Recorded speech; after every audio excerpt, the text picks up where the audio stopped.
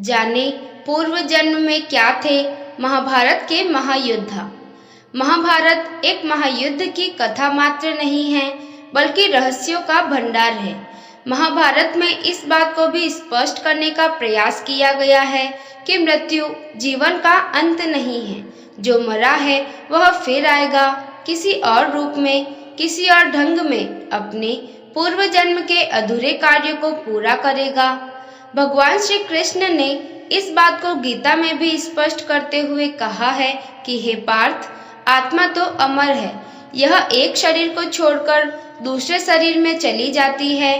यह उसी प्रकार है जैसे हम एक वस्त्र को बदलकर दूसरा वस्त्र धारण कर लेते हैं। इस बात के कई उदाहरण महाभारत में ही मिलते हैं, जिससे मालूम होता है कि महाभारत के महायोद्धाओं का पहले भी जन्म हो चुका था, जो यह दर्शाता है कि मृत्यु अंत नहीं है। तो आइए देखें महाभारत के महायोद्धा क्या थे पूर्व जन्म में। पूर्व जन्म में श्री कृष्ण क्या थे?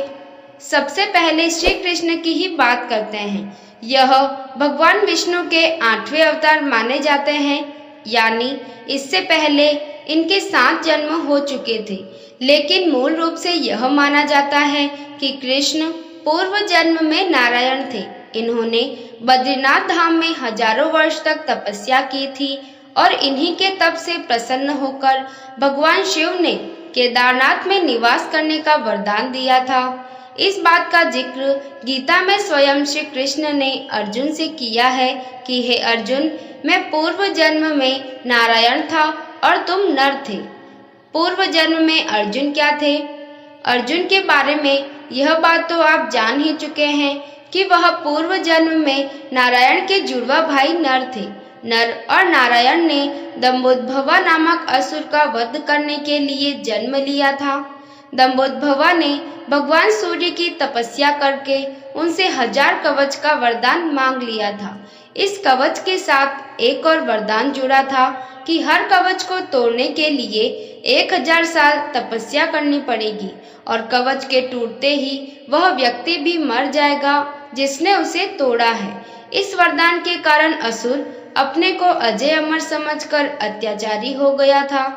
नर और नारायण ने बारी बारी से तपस्या करके दंभोद्भवा के 999 कवच तोड़ दिए और जब एक कवच बच गया तो असुर सूर्यलोक में जाकर छुप गया। महाभारत के युद्ध में इस असुर का अंत अर्जुन ने ही किया था। पूर्व जन्म में भीष्म पितामह क्या थे? महाभारत युद्ध के समय सबसे बुजुर्ग व्यक्ति भीष्म पितामह थे, जो अपने पूर्व जन्म में श्राप के कारण दीर्घ जीवन जीने के लिए मजबूर थे। कथा के अनुसार भीष्म पूर्व जन्म में एक वसु थे। पत्नी की जिद में आकर इन्होंने ऋषि वशिष्ठ की गाय चुरा ली। इससे क्रोधित होकर ऋषि ने इन्हें पृथ्वी पर मनुष्य रूप में जन्म लेकर दीर्घ काल तक जीवित रहकर कष्ट भोगने का श्राप दे दिया।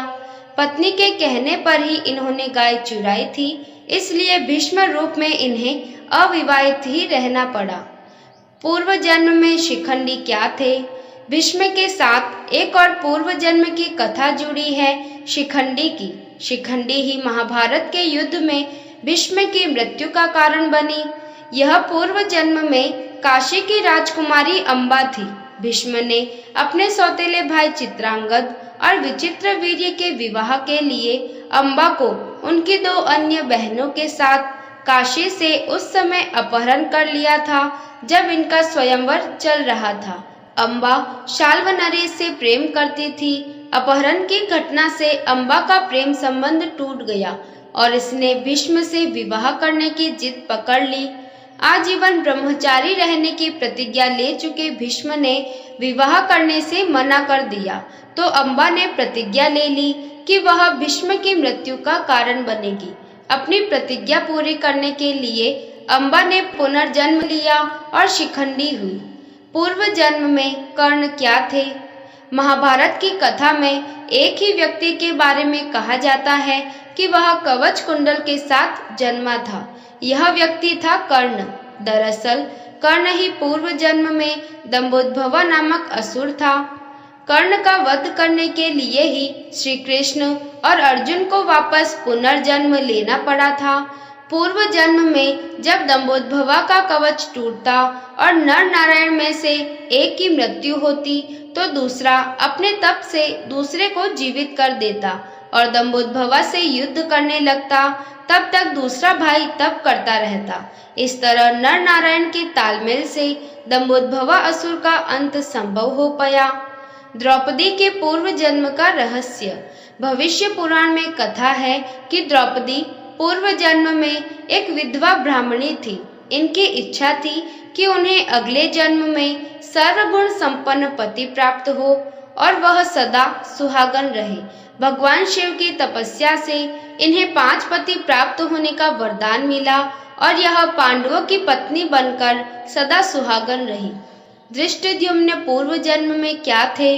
द्रौपदी के साथ इनके भाई धृष्टद्युम्न का भी जन्म हुआ था। इनके बारे में कथा है कि यह पूर्व जन्म में एकलव्य थे। गुरु द्रोण ने उनसे चोरी चोरी शिक्षा ग्रहण करने के दंड स्वरूप अंगूठा मांग लिया था। फिर भी एकलव्य ने बाएं हाथ से धनुष चलाना सीख लिया था।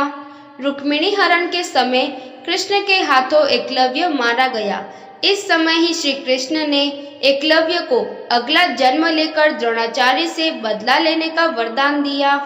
अभिमन्यु क्या थे पूर्व जन्म में? अभिमन्यु के बारे में ऐसी कथा है कि वह पूर्व जन्म में भगवान श्री कृष्ण का शत्रु कालयवन था। कालयवन की मृत्यु के बाद उसकी आत्मा को भगवान श्री कृष्ण बंदी बनाकर अपने साथ ले आए और एक डब्बे में बंद करके रख दिया। एक बार सुभद्रा की नजर उस डिब्बे पर गई तो उत्सुकतावश उसे खोल दिया। इससे वह गर्भवती हो गई और कालयवन ने अभिमन्यु के रूप में पुनर्जन्म प्राप्त किया। धृतराष्ट्र क्या थे पूर्व जन्म में? धृतराष्ट्र के बारे में भी कथा है कि वह पूर्व जन्म में एक दुष्ट राजा थे। एक बार एक हंस को अपने बच्चों के साथ देखकर उसके मन में हंस की आंख पाने की इच्छा जाग उठी। सैनिकों को आदेश दिया कि हंस की आंख निकाल लो और उसके बच्चों को मार दो। इस क्रूरता के कारण धृतराष्ट्र अंधे हुए और उनके 100 पुत्र युद्ध में मारे गए। शिशुपाल क्या थे पूर्व जन्म में? महाभारत में भगवान श्री कृष्ण के एक शत्रु का जिक्र आया है जिसका नाम था शिशुपाल। शिशुपाल के बारे में कहा जाता है कि वह पूर्व जन्म में रावण था और इससे भी पूर्व जन्म में हिरण्यकश्यप था। इस प्रकार ये थे महाभारत के योद्धा जिन्होंने पुनर्जन्म लिया था। आपको ये कथा कैसी लगी कमेंट करें। अगर अच्छी हो तो लाइक करें और इस चैनल को सब्सक्राइब करें। धन्यवाद।